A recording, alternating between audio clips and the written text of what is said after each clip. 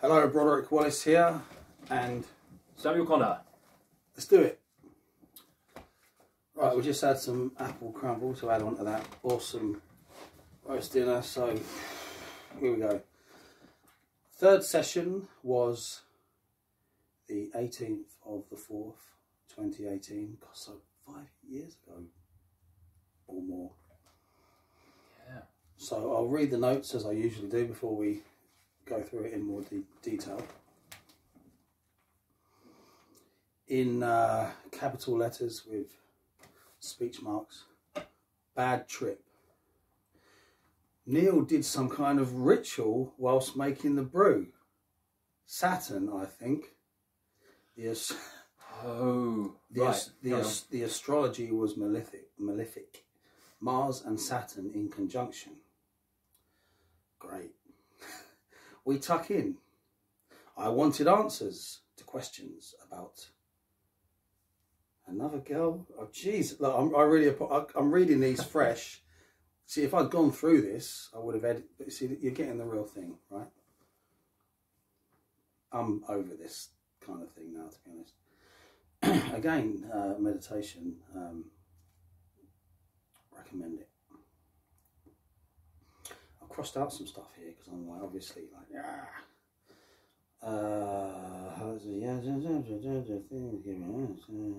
at the time of writing, it all turned out okay.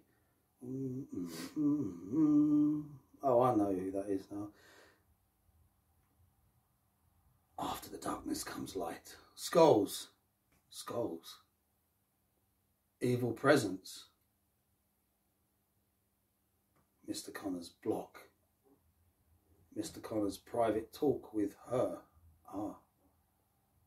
Torture, snakes, magic, pain.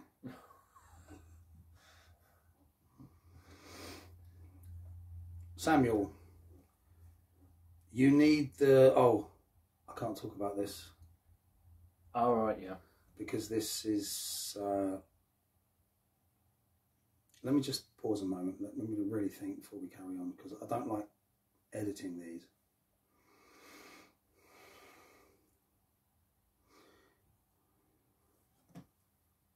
She was giving me information on how I should proceed on Bluebell Hill, which I followed through, pertaining to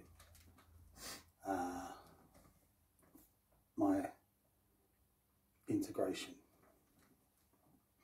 So good, we can get you back in here strong, talking about what you did to this brew. No, well, I don't think I did a ritual over the brew. I did a ritual while the brew was brewing downstairs.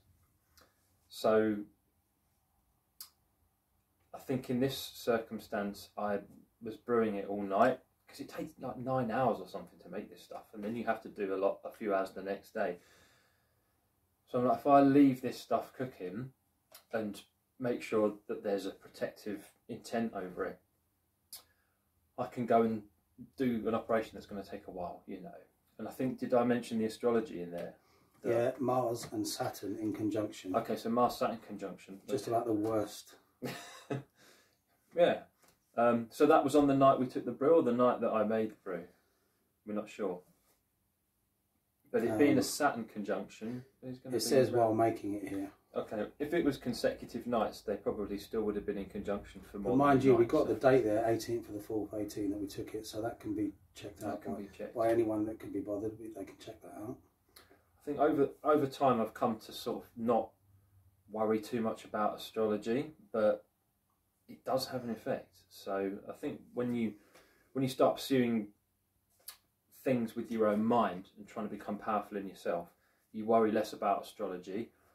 But when you're doing things and observing the alignments, like, they do make a difference. Even making you aware of them makes a difference in your own mind to it. So if someone tells you it's a full moon, you'll be like, oh yeah, it does, you know. So you kind of, sometimes being aware of the astrology isn't a good idea.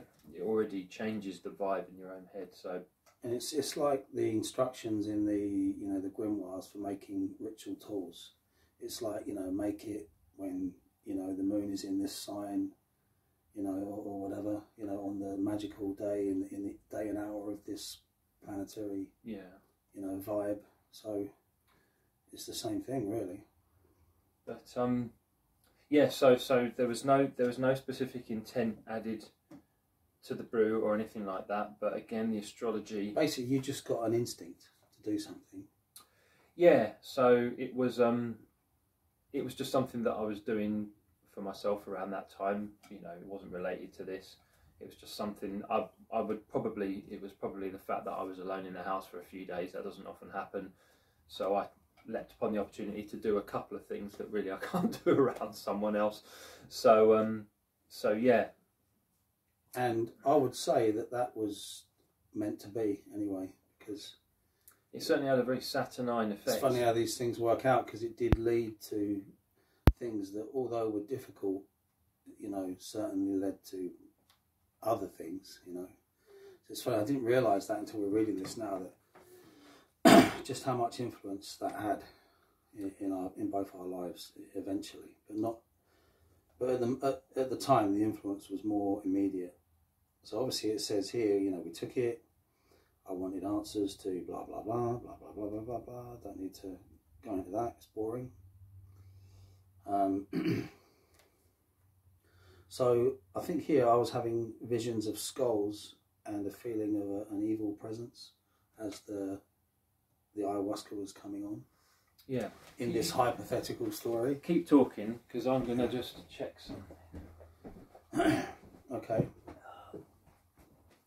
I don't think I've got any records from that time, but just in case. Okay, well, while you have a look at that, I will just move forward slightly. I do remember that the major incident with this, because if the attack happened, right, surely I would have made a note of that in that session. Yeah. Because I can't see anything about the attack.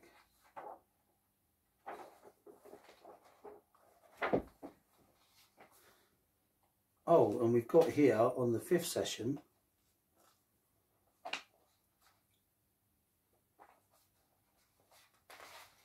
I have got, we did 5 sessions, didn't we? So I've got, yeah, I have made notes on the 5th session, even though I said in the last video that I didn't make notes for the last session.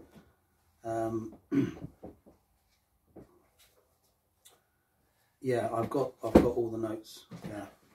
No. So I kept records of a lot of the planetary rituals I did, but not that one. Okay, so obviously you went off and had your experience downstairs. Oh, so this is the next one. I'll tell you what, I'll give you something to talk about while I have a quick flick through. So first of all, it says here Samuel's block, Samuel's private talk with her,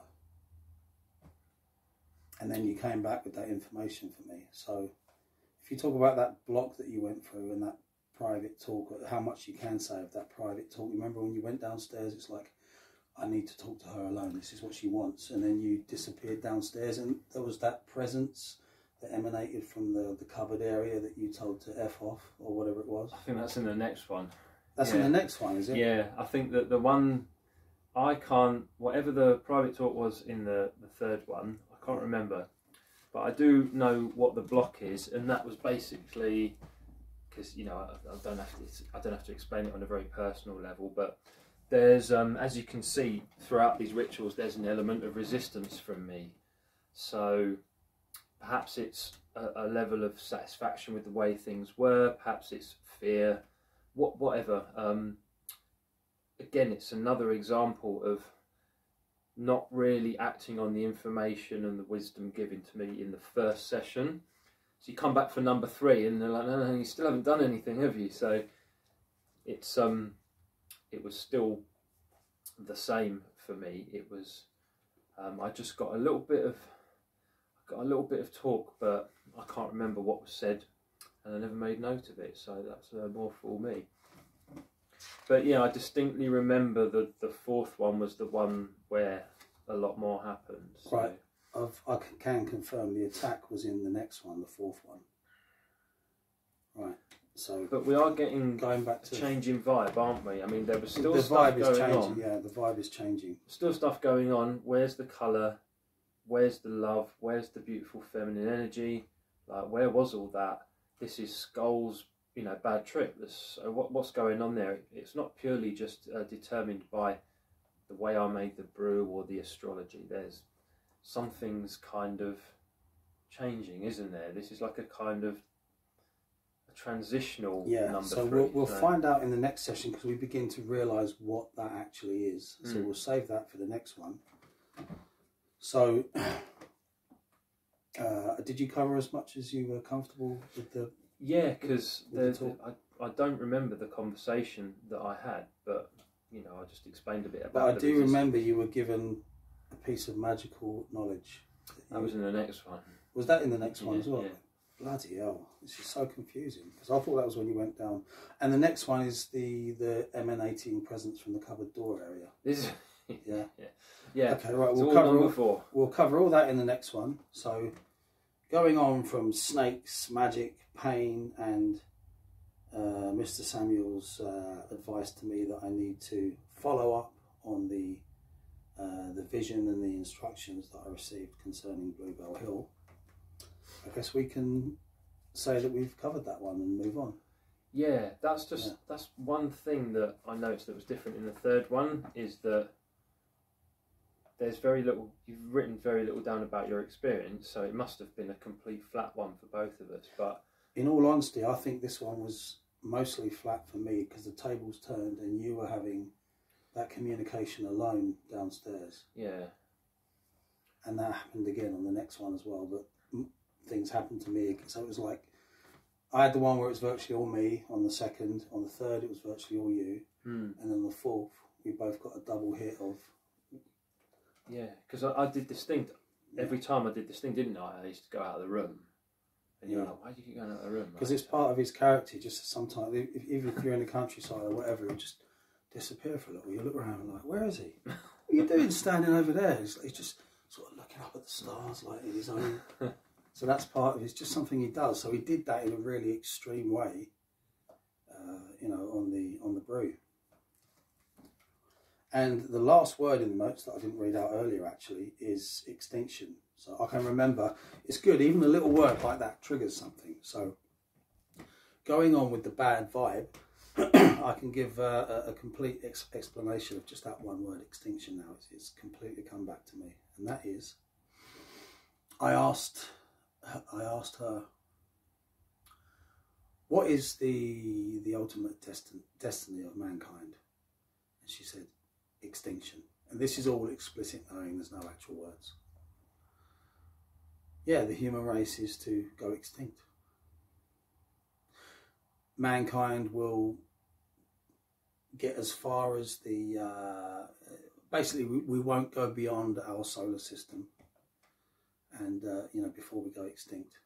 So inferring from that, in my, you know, deliberations on that point was, all right, so it's all about the spiritual stuff then. Like, you know, what we are is, you know, our experiences, our evolution, up against this, up against the unfairness, the, you know, the brutality of nature, and the love as well, yeah. But ultimately, it's all about what we come beyond our individual lives, and what the human race becomes beyond its extinction. This is the real point. And as I'm saying this now, I remember more. I asked about the ancient Egyptians, because you know, I've got to bring Egypt in somewhere, haven't I, again, because Egypt is awesome, right?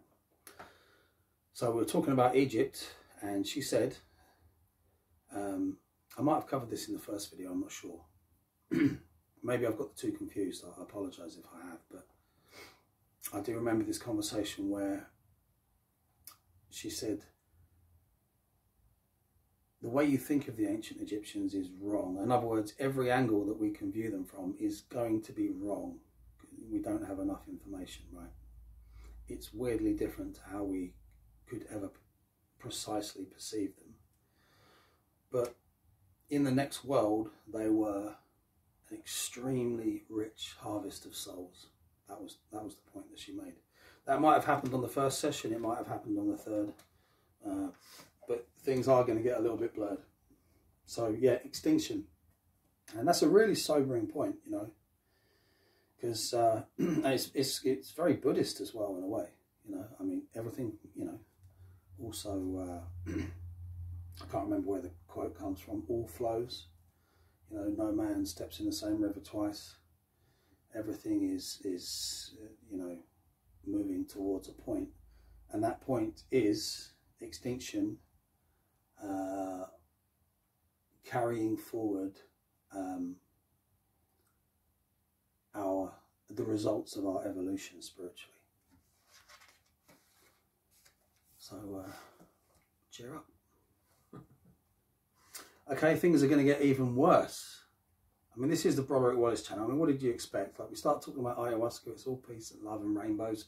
What did you expect was going to happen? Come on. See you for the next one.